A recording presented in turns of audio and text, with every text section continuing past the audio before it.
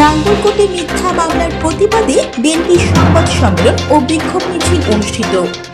কুমিল্লার নাঙ্গলকোটের পেরিয়া ইউনিয়ন বড় সাঙ্গেশ্বর গ্রামে কথিত হামলার ঘটনায় দায়ের করা মামলাকে মিথ্যা ও উদ্দেশ্য প্রণোদিত দাবি করে সংবাদ সম্মেলন ও বিক্ষোভ মিছিল করেন ইউনিয়ন বিএনপি ও অঙ্গ সংগঠনের নেতৃবৃন্দ। রবিবার বিকেলে কাকরতলা ওয়ার্ড বিএনপি কার্যালয়ে এই সংবাদ সম্মেলন অনুষ্ঠিত হয়। আবুল বশর বলেন, কাজী নোমানের ভাই কাজী জাফর ছাত্রদল কুকুর সমাধান গণপিটুনি বলে ফেসবুকে একটি স্ট্যাটাস দেন। সেটাকে কেন্দ্র করে ছাত্রদল নেতা পারভেজ মজুমদারের সাথে কথা কাটাকাটি হয় এবং সেখানে বিএনপি নেতা আমানুল্লাহ সমাধান করার চেষ্টা করলে তার গায়ে কাজী জাফর হাত তুলে সেটিকে ভিন্ন খাতে প্রভাবিত করতে পরিকল্পিতভাবে মিথ্যা ঘটনা সাজানো হয়েছে। এই ঘটনায় বিএনপি বা এর অঙ্গ সংগঠনের কোনো নেতাকর্মীর সম্পৃক্ততা নেই বলেও তিনি জোর দাবি করেন। বক্তারা অবিলম্বে দায়ের করা মামলা প্রত্যাহার, নিরাপদ নেতাকর্মীদের হয়রানি বন্ধ এবং প্রকৃত ঘটনা উদ্ঘাটনের দাবি জানান। তারা বলেন, এই ধরনের মিথ্যা মামলা ও অপপ্রচার সমাজে অস্থিরতা সৃষ্টি করছে এবং শান্তিপূর্ণ পরিবেশ নষ্ট করার অপচেষ্টা। সংবাদ সম্মেলনে উপস্থিত ছিলেন পেরিয়া ইউনিয়ন বিএনপি সহ সভাপতি ইয়াসিন মজুমদার, বিএনপি নেতা মাইনুদ্দিন, আইব আলী মেম্বার, কবির হোসেন, নুরুল ইসলাম মেম্বার, গাজী জাফর, ইস্তাফিল খান, আমিনুল ইসলাম, আমির হোসেন ভুইয়া, খোকন ভুইয়া, স্বপন ভুইয়া, তাজুল ইসলাম, যুবতী নেতা খান মোবারক, মাহফুজ আলম সর্দার, ছাত্রদল নেতা সাইফুল ইসলাম সহ স্থানীয় বিএনপি ও অঙ্গ সংগঠনের নেতাকর্মীরা। সংবাদ সম্মেলন শেষে কাকরতলা বাজারে বিক্ষোভ মিছিল করেন ইউনিয়ন বিএনপি, যুবদল, ছাত্রদল সহ অঙ্গ ও সহযোগী সংগঠনের নেতাকর্মীরা। Jannatul Afsana, N news 24 TV. Bangladesh জাতীয়তাবাদী দল ফেরে ইউনিয়নের পক্ষ থেকে আমরা সাংবাদিক সম্মেলন করতেছি। ঘটনা বিস্তারিত আমি আপনাদেরকে জানাইতেছি। গত ৩-৪ রোজ শুক্রবার পূর্বে আমাদের, আপনারা জানেন, জাতীয় সংসদ নির্বাচনে এই বড় সাঙ্গেশ্বর গ্রামের কাজী নুরুল আলম সিদ্দিকী উনি বাংলাদেশ সাংস্কৃতিক মুক্তি জোট থেকে কুমিল্লা 10 আসনে নির্বাচন করেছিল। আমরা অত্যন্ত পেড়ে ইউনিয়নের মানুষ, আমরা বাংলাদেশ জাতীয়তাবাদী দল করি এবং উনি আমাদের এলাকার সন্তান হিসেবে উনি নির্বাচন করতেছে। আমরা ওনার সাথে সুবদ্ধ সম্পর্ক রেখেছিলাম। কেন জানি উনি হয়তো ওনার ভোট দিত কেন্দ্রে আসেন নাই। আমরা গত কয়েকদিন আগে আমরা দেখতে পারি ওনার ভাই নোমান সিদ্দিকী উনি ফেসবুকে বাংলাদেশ জাতীয়তাবাদী দল, ছাত্রদল, যুবদল সব দলকে নিয়ে বিভিন্নভাবে স্ট্যাটাস দেয়। কিছুদিন পূর্বে উনি একটা স্ট্যাটাস দিছে, ছাত্রদল মানে কুকুর, সমতা ফিডা। তাই গত শুক্রবার 3 তারিখ আমাদের এই ইউনিয়নের ছাত্রদলের সভাপতি জনাব পারভেজ ভুট্টু নুরুল আলম সিদ্দিকীর ভাই নোমানের আবু জাফরের সাথে সাক্ষাৎ হয় কাকিরতলা বাজার। বলল, ভাই আমরা এক গ্রামে বসবাস করি, এক সমাজের লোক, আপনি এগুলো লেখেন দলের উপরে, দল থেকে সবাই আমাকে, আমি যেহেতু নেতৃত্ব দিই, আমাকে ধিক্কার জানায়, ভাই এগুলা নিয়ে বাড়াবাড়ি আর করিয়েন না, স্ট্যাটাস এভাবে দিয়েন না। এর মাঝে কথা কাটাকাটির মাধ্যমে আমাদের বিএনপি নেতা আমানুল্লাহ সামনে আসার পরে দেখলো যে তাদের ভিতরে বড় ধরনের কথা কাটাকাটি হচ্ছে।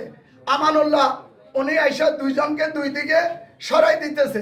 এই টাইমে আমানুল্লাহকে ও এমন একটা ঘুষি দিয়েছিল তার ডাইন চোখে এবং সাথে সাথে তার চোখ এফেক্ট হতে আমানুল্লাহকে নিয়ে কাকিরতলা বাজারে অনেক ব্যবসায়ী জনগণ ছিল, আমানুল্লাহকে তাৎক্ষণিক হাসপাতাল নিয়ে যায়।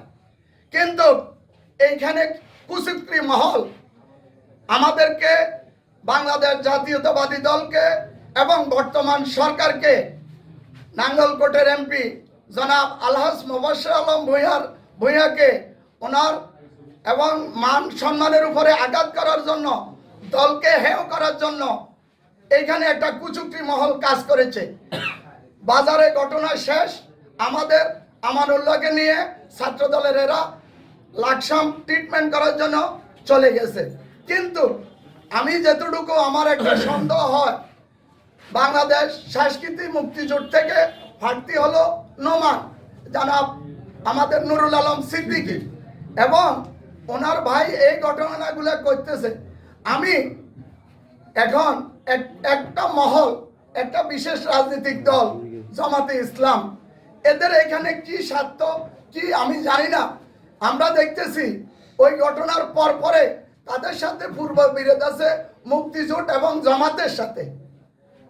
ওই ঘটনার পরে আমরা জানতে পেরেছি নোমান এবং নুরুল আলম সিদ্দিকীর বাড়িতে কেন নাকি হামলা হয়েছে, কিন্তু আমরা যেটা জানতে পেরেছি লাকসাম এবং লালমাই থেকে কয়েকটা ঘন্টা সন্ত্রাসীরা আইসা তাদের বাড়িতে হামলা করে, এবং আমরা স্থানীয়ভাবে এই লোকগুলো চিনি না। না চিনার কারণে এটা আসলে পরিকল্পিতভাবে বাংলাদেশ জামাতে ইসলামী এই ঘটনা করেছে, যারা এদেশের স্বাধীনতা বিশ্বাস করে না। জানেন গত 3 তারিখে, বিগত 3 তারিখে আমাদের কাগজতলায় একটি অনাকাঙ্ক্ষিত অভিপ্রায়মূলক দুর্ঘটনা ঘটেছিল, যার মূল কেন্দ্র ছিল ছেলেটার নাম কি আবু জাফর জনাব নুরুল আলম সিদ্দিকীর ভাই।